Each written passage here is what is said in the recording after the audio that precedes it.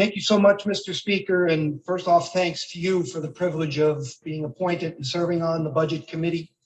And thanks to you again for your wisdom in appointing Assemblywoman Pinto Moran as the chair. She did an extraordinary job, and that's one thing we will agree to on both sides of the aisle today. Assemblyman Wirtz had mentioned, someone said we should be celebrating this budget. That was me. I said that when we adopted the budget on the basis that just in the fall of 2020, not 9-10 months ago, we were projecting a $4.3 billion deficit. That wasn't Governor Murphy doing it. That was what every state, according to Pew, was doing, projecting a 20% deficit in what they could anticipate as it related to revenue.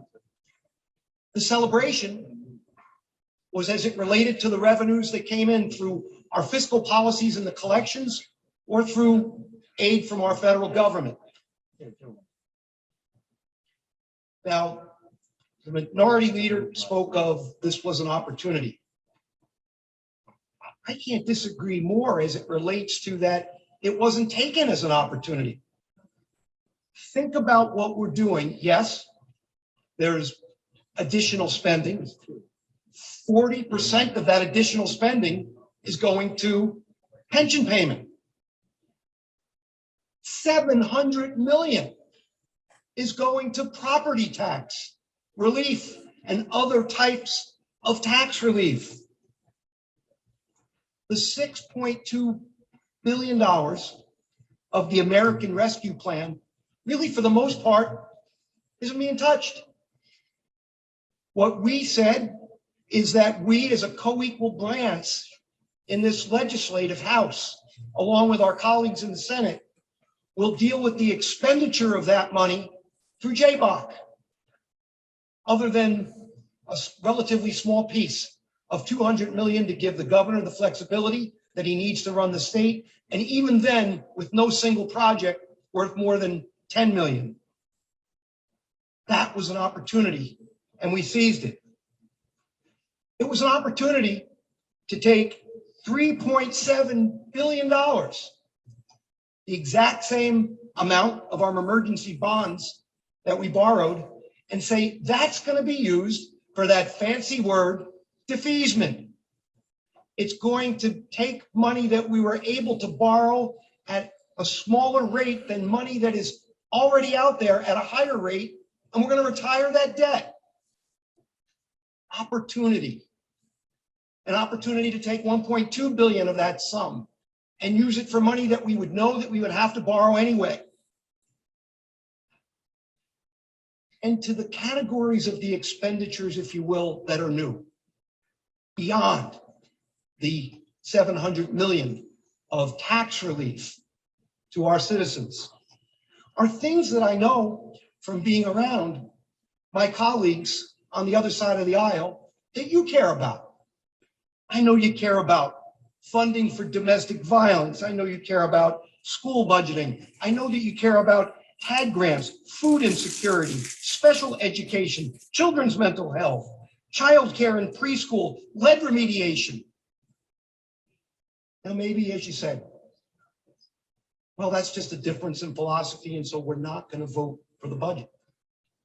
And thank God for the side of the aisle I sit on that there is that difference, because those are the things that we stand for. Just a moment about what it is that's in our reserve, the rainy day fund. Hal, you know how much I respect you, but I think you have it wrong. Sure, there's 600 million in the on-reserve balance fund, but there's another 1.3 billion as far as surplus prevention, if you will, if they call it that, as they call it. And then there's that defeasance fund of 3.7 billion. If you don't take the money that's earmarked in that fund for open space, we're close to like 5.9 billion, if you will, which is roughly about 10% of what the entire budget is, which is exactly where Pew says we should be. Guess when we weren't there? Going back for the 8 years under the Christie administration, when the average surplus was somewhere around 400 or 500 million. That resulted in 11 downgrades. Over the last 3 years, the average has been closer to 1.7 billion. Thank God, because it was that rainy day fund that saved us from the fiscal cliff when the pandemic hit. And it'll be there now for the future, for what was a major opportunity as it relates to what this budget is. My colleague, Assemblywoman DeMasi, and listen, I don't think that you're wrong as it relates to any of us. And I, for one, am very proud that I asked for money for the School of Conservation up in Sussex County that's actually a part of this budget. And I don't know anybody here that isn't proud of what it was that they asked. You know what? If something comes back to the district you represent, that's your job if you haven't figured that out yet. We laud the people in Congress that bring home the resources from the federal government, and our districts laud us to what we're able to bring back. But please stop talking about jail. That's the second time I heard you say that, as if anybody's done anything wrong here or their intentions are anything other than the fun things that they believe in their hearts are important.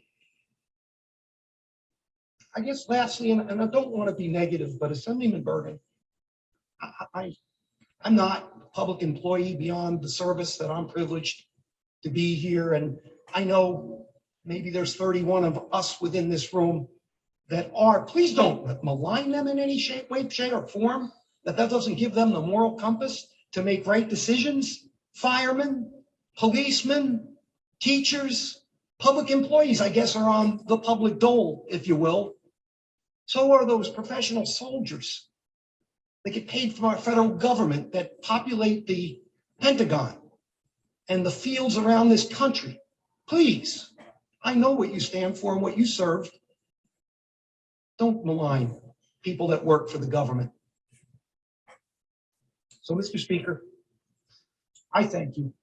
Again, I hope if I'm lucky enough to be back here in the next term that you allow me to continue on this committee, because it is such a responsibility and one that I, again, thank you for, and thank the committee members for being together. And I guess at one point is, my God, I counted, I've looked in my black book, 14 hearings, probably 120 hours.